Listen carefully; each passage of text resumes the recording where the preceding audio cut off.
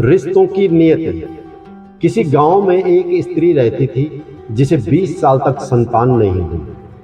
कर्म संजोग से 20 वर्ष के बाद वह गर्भवती हुई और उसे पुत्र संतान की प्राप्ति हुई, किंतु दुर्भाग्यवश 20 दिन में ही वह संतान मृत्यु को प्राप्त हो गई।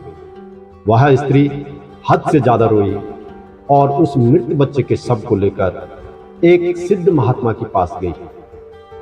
महात्मा से रोकर कहने लगी कि मुझे मेरा बच्चा एक बार जीवित करके दीजिए।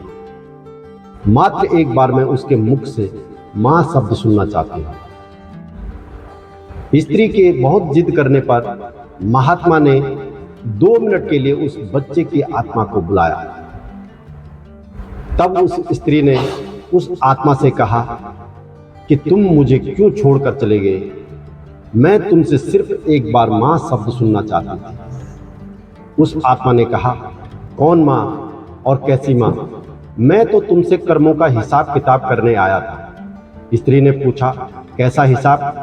आत्मा ने बताया, पिछले जन्म में तुम मेरी सौतन थी, मेरी आंखों के सामने मेरे पति को ले गई। मैं बहुत रोई, तुमसे अपना पति मांगा पर तुमने एक न सुनी।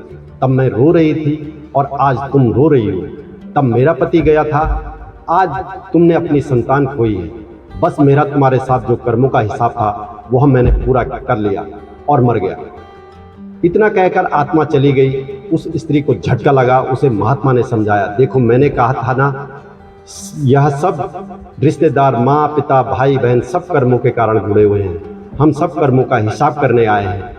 यही हमारे रिश्तों की नियति है। इसलिए बस अच्छे कर्म करो ताकि बाद में भुगतना न पड़े। स्त्री समझ गई और अपने घर को चली गई। तो दोस्तों, हर हर महादेव।